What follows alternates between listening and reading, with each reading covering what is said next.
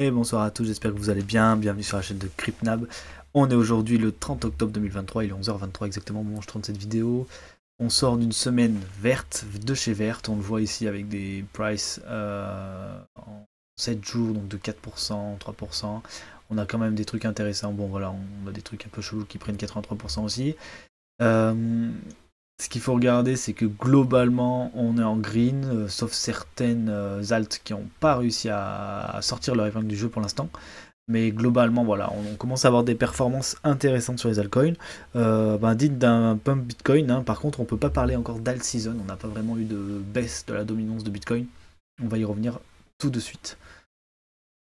Tout d'abord, Bitcoin, voilà, comme on l'a dit, on a traversé les résistances. On commençait à stagner dans cette zone ici, et puis voilà, on a traversé littéralement les 32K pour aller mécher jusqu'à 36K au niveau du perp.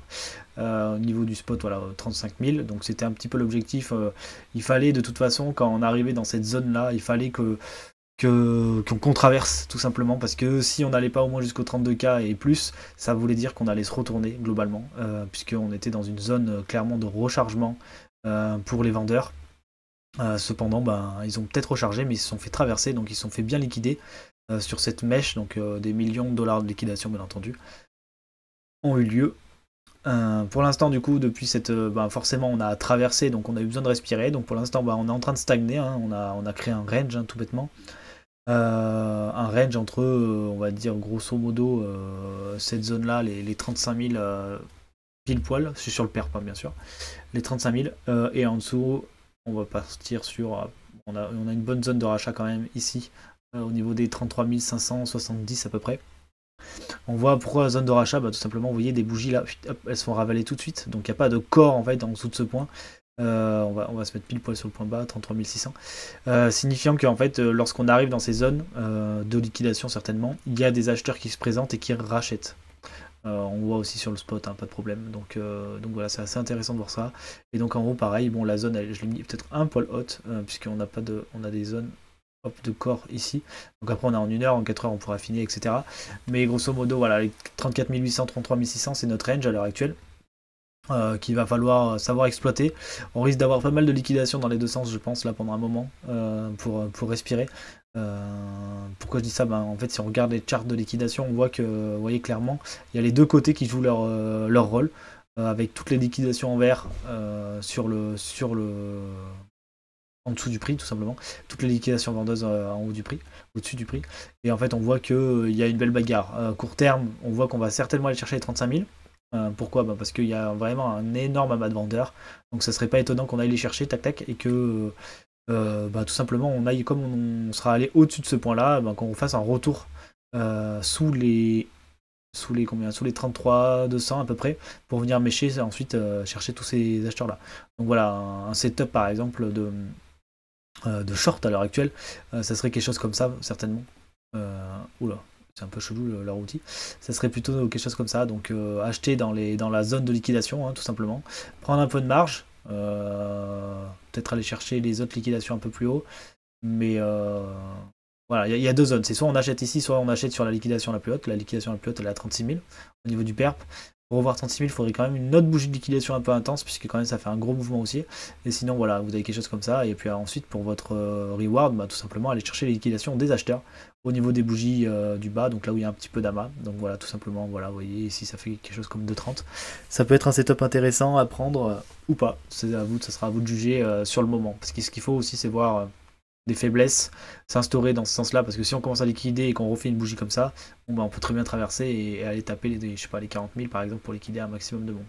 Après, ça me paraît peu probable parce que pour l'instant, il n'y a pas beaucoup de gros vendeurs en haut.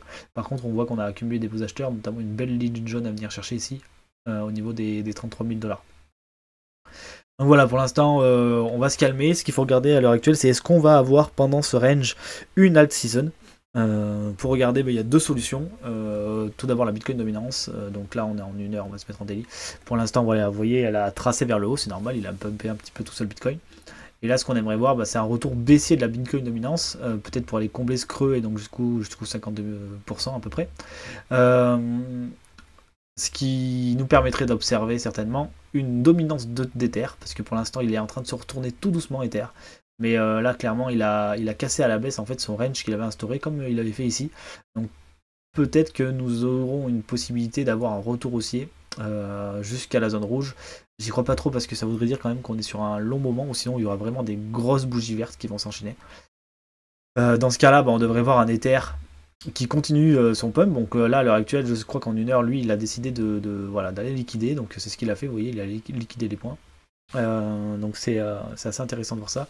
Cette ligne blanche, vous voyez, la ligne blanche, elle date d'il y a un petit peu longtemps.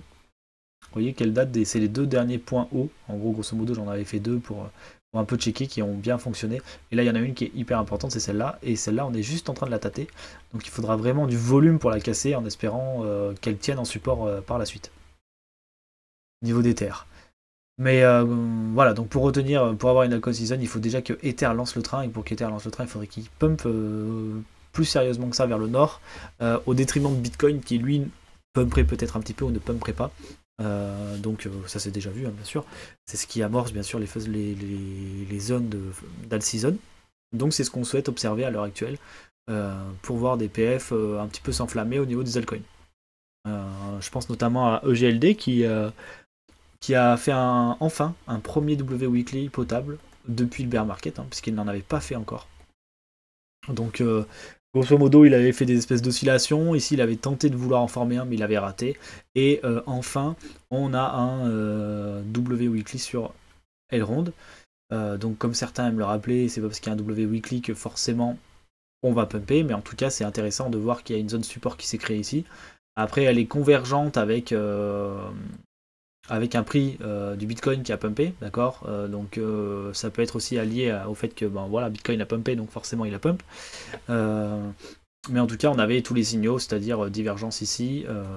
Pour ceux qui la voient pas, je vous la mets. Donc là, on avait une divergence qui était triple divergence en cours de formation, vous voyez, qui a été formée sur la reprise ici, haussière, tac. Et derrière, quand on est venu retester le creux, on ne l'a pas cassé et on a bien fait un deuxième creux plus haut que le premier, que le précédent, formant ainsi un W, tac, tac, et validé ici, puisque on a clôturé au-dessus de cette mèche-là.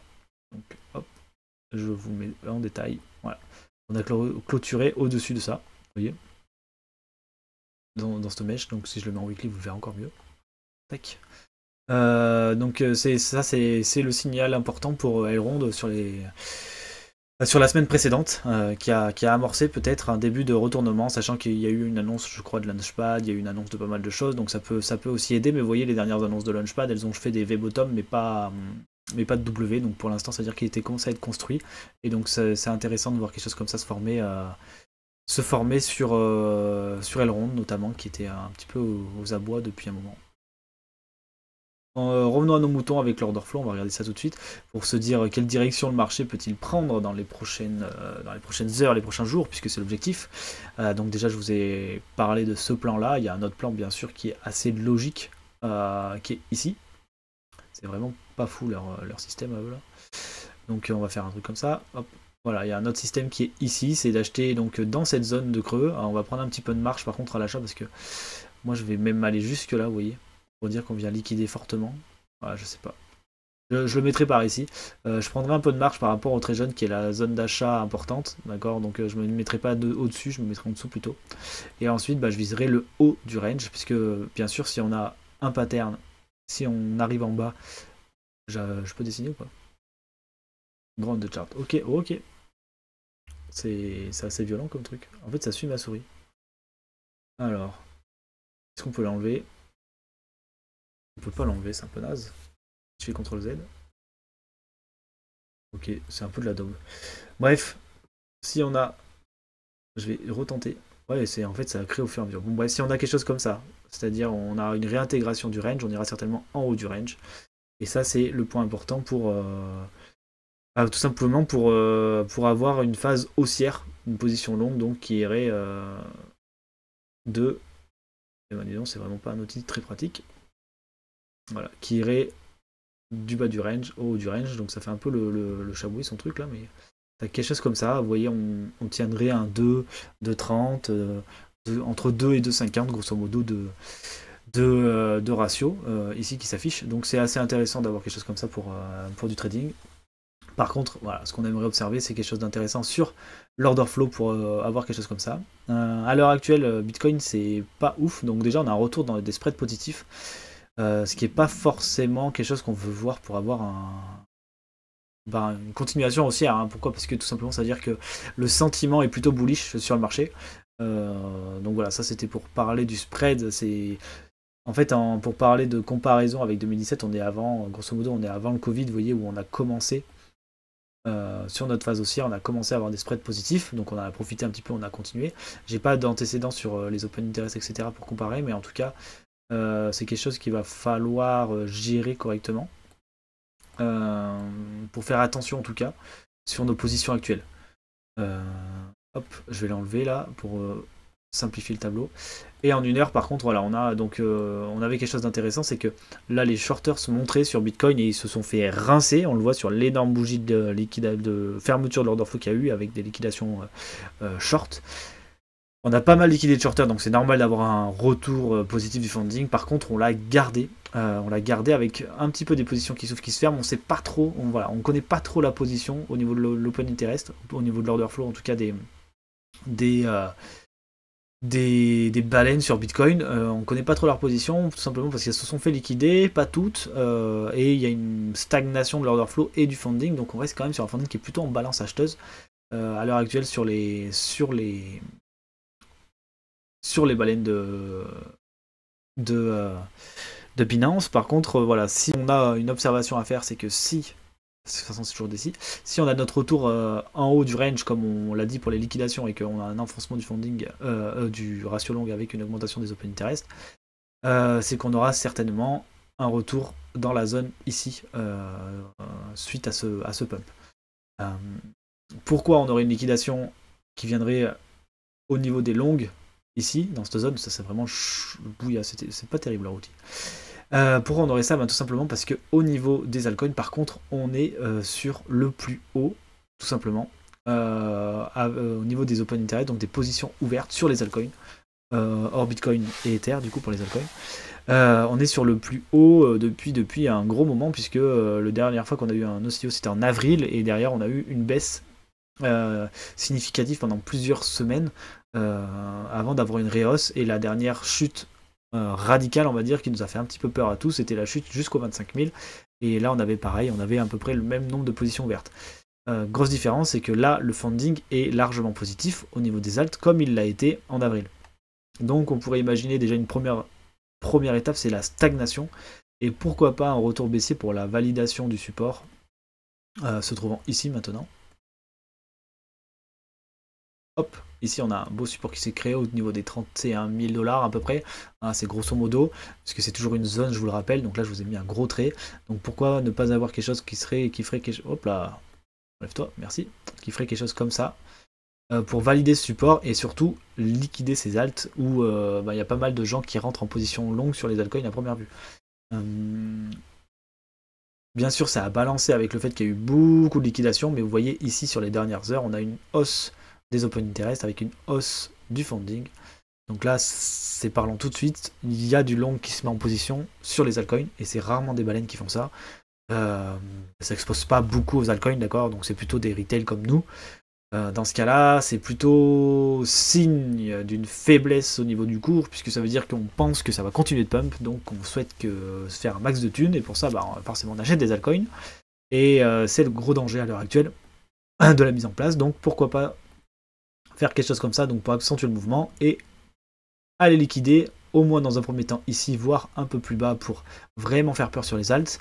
Ça, on verra la situation en fait quand on arrivera dans cette zone ici, la liquidation des acheteuses, pardon, au niveau de Bitcoin. Lorsqu'on arrivera dans cette zone, il faudra voir la réaction des open interest. Donc est-ce qu'on va avoir une chute avec un retour funding négatif parce qu'on pense que ça switch et qu'on souhaite baisser. Dans ce cas, ce sera plutôt positif. Par contre, si on a une continuation de la hausse de l'open interest avec une continuation de la hausse du funding, dans ce cas-là, on aura certainement une continuation baissière pour aller chercher déjà le premier support aux 31 000 $ maintenant, qui est juste en dessous de nous et qui nous fait un grand coucou pour la validation de ce support. Voilà, globalement c'est tout ce que je voulais dire cette semaine, donc on est vraiment sur une semaine de transition On va surtout certainement liquider au bas, on va s'amuser à faire un petit peu du haut du bas de range, jusqu'à prendre une direction qui va être fortement influencée par les altcoins, je pense, au vu de la tronche de des open interest, ouais, au vu de la tronche des open interest et du funding. Donc je ne serais pas surpris qu'on fasse un petit yo-yo. Le bilan, vous l'avez compris, c'est aller chercher les liquidations ici et là. Et là, on se posera la question de qu'est-ce qui se passe maintenant. Voilà. Et je pense que c'est tout pour moi pour cette semaine. Donc, bon, ce gros trait là, je suis dégoûté qu'il soit mis. C'est pas très grave. Mais c'est tout pour moi pour cette semaine. Je pense vraiment qu'il y a des choses à jouer côté acheteur et vendeur. Donc voilà, pour ceux qui souhaitent surfer sur la vague, ça pourrait être assez intéressant de viser quelque chose comme ça si les open interest nous parlent dans ce sens-là, quoi, bien sûr. Niveau target des altcoins, visez pas forcément trop haut, on a eu des belles performances. Si vous avez déjà fait des x2, x3 sur des alts en bear market, ça commence à être intéressant pour peut-être sortir au moins votre investissement de base, disons, pour avoir votre risque qui revienne à zéro. Je regarde un petit peu quelques charts rapidement, mais je pense à AAVE, c'est très intéressant, il a cassé sa structure, donc ça c'est cool.